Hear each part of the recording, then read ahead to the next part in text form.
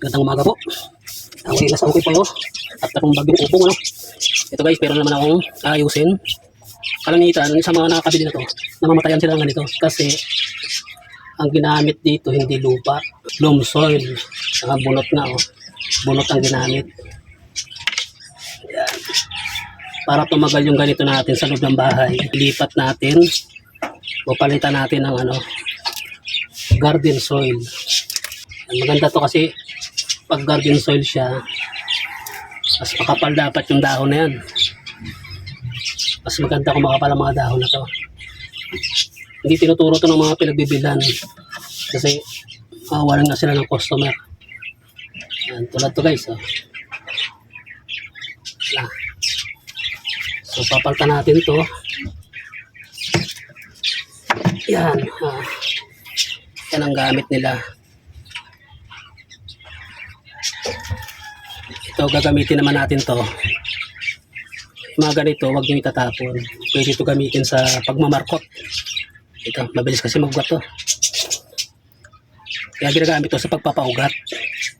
Mga ganito. Kapag nag-ugat na, paltan mo na siya. Paltan mo na siya ng garden soil. Garden soil ang gamit ko guys. Ang guys, check natin kung legit yung binibenta nila. Kung talagang may ugat na.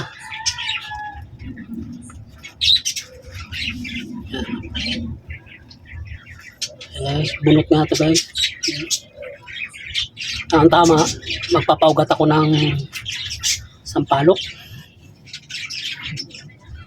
Tandaan lang natin kasi yung ugat na to malambot pa, baby roots kung tawagin ano. Ang tawag dito yung ng nyug to guys yung ginamit. Ganda yan maganda sa pagpapaugat yan, mabilis. Pero hindi dapat yan pang lifetime, pang papaugat lang siya. Yan yung mga ugat na rin guys Yes, okay na yan.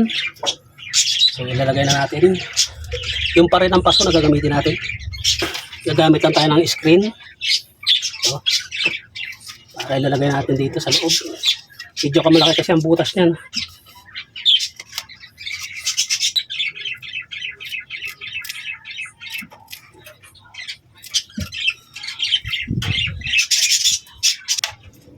So sarang natin guys tubig.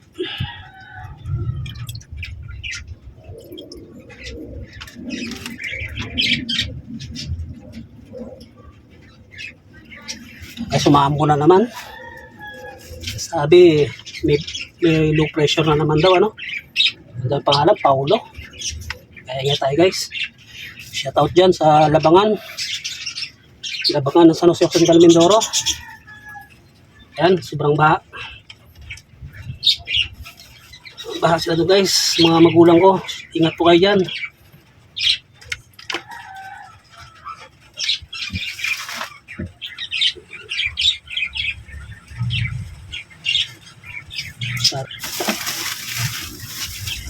Ayos na yun guys. Ito pa yung natitira kong lupa. So ayan na guys. Hindi ko na ibalik ulit doon sa kanya lagayan.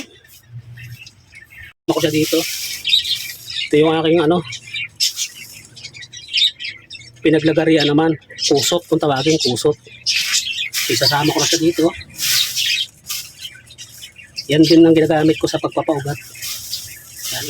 Yan naman guys yung ating susunod na ayusin. Yan. Pinaugat ko yan. Bale tubig lang siya. So di naman ako gumamit ng lupa dito. Tubig lang yan.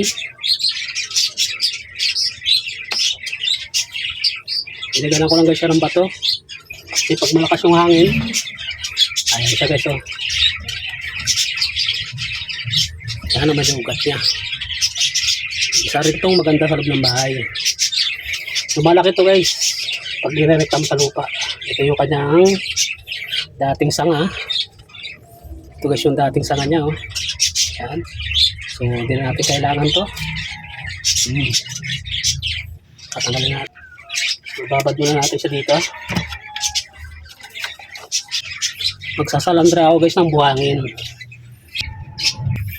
Okay guys, ayan na. Napagtyagaan nating magsalandra.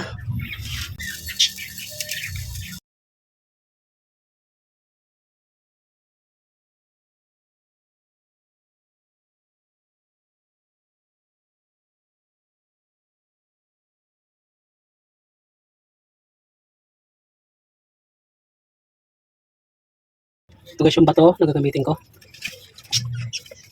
Parang ano din siya, top on track din style niya. Kaya lang,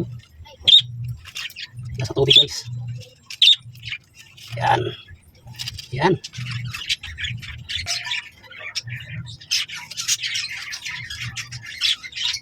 Ang tali ko sa parting baba. Para di siya makita, no? Para patabunan siya ng buhangin.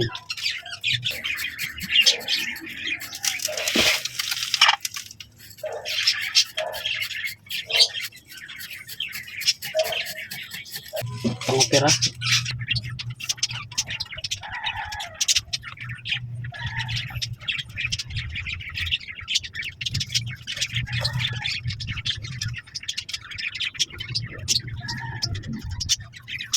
Ito na, titignan natin.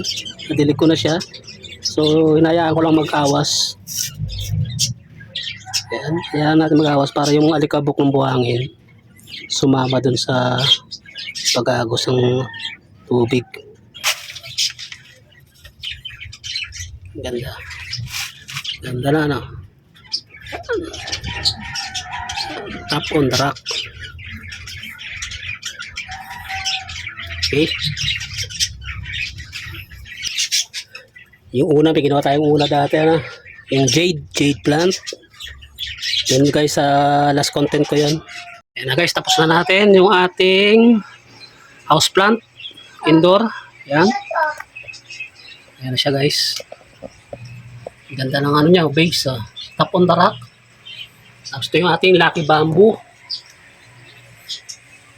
Ito guys, yung ating Dracena fragrance. Ayan, Dracena fragrance. Ayan. Ganda rin yan guys, indoor. Ayan, ayan siya. Ayan guys, yan yung ating content ngayon.